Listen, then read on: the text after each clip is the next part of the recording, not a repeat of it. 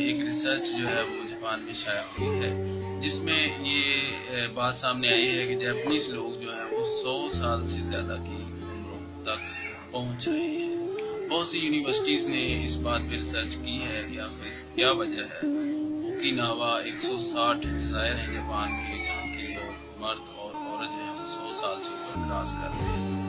तो ये बात सामने आई, रिसर्च से ये बातें सामने आई कि जापानीज लोग जो हैं वो पैदल बहुत चलते हैं, वो जो है साइकिलिंग करते हैं, वो जो है जॉगिंग भी करते हैं, मर्द और औरतें।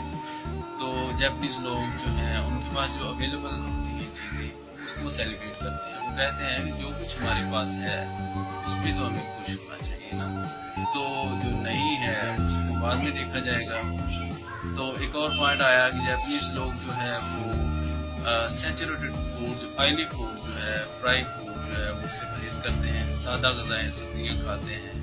सुबह के नाश्ते में उनकी सब्जियां और फ्रूट्स जो है उसको शामिल करते हैं।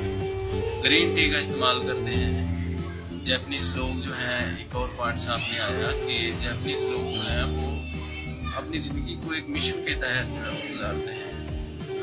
बूढ़े लोग चाहे उनकी 60 साल उम्र है, 70 साल उम्र है, वो सुबह उठेंगे और अपनी जो तैयारी करेंगे और अपनी फ्री सर्विसेज भी वो प्रोवाइड करते हैं, ताकि किसी न किसी मिशन के तहत जो अपनी ज़िंदगी बसर कर सकें।